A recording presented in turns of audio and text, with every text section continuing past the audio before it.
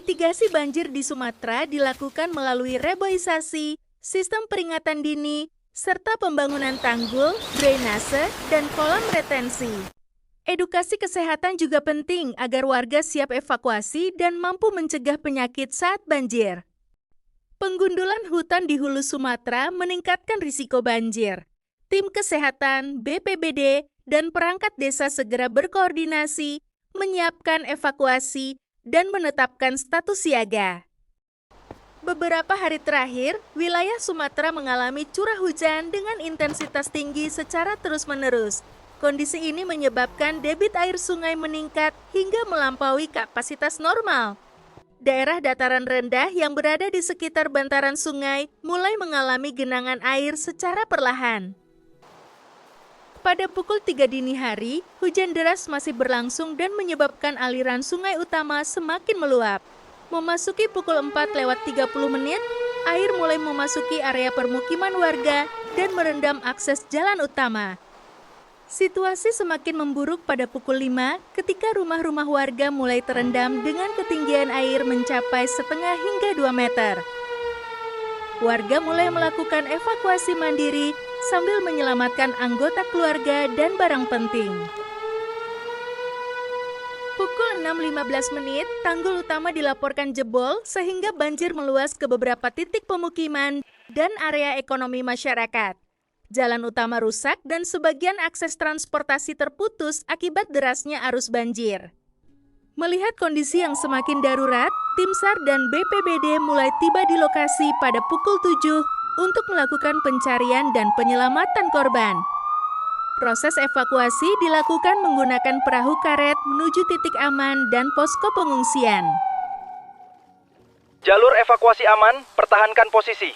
Bapak Ibu sekalian, mohon tenang, ikuti petunjuk arah ke zona aman.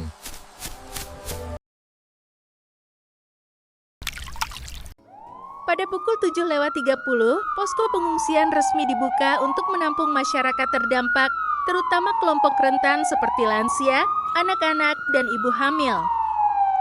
Tim medis juga mulai melakukan pelayanan kesehatan dasar di pos kesehatan darurat. Selanjutnya, pada pukul 8:30, Field Hospital atau rumah sakit lapangan mulai diaktifkan sebagai pusat pelayanan medis lanjutan bagi korban dengan kondisi sedang hingga kritis. Korban kategori hijau untuk cedera ringan yang bisa berjalan. Dan kuning untuk kondisi darurat yang masih stabil.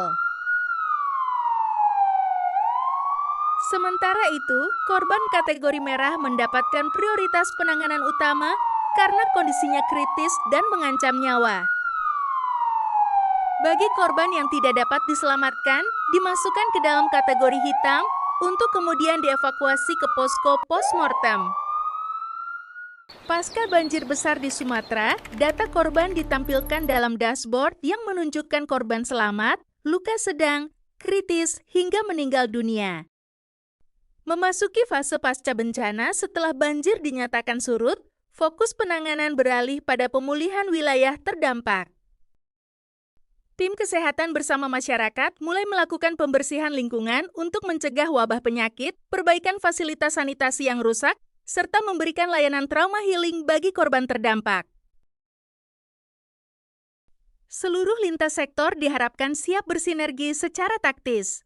Melalui simulasi tabletop exercise ini, diharapkan seluruh tim penanggulangan bencana dapat memahami alur koordinasi, proses evakuasi, penanganan pre-hospital, hingga sistem pelayanan field hospital secara terintegrasi dalam menghadapi bencana banjir di Sumatera.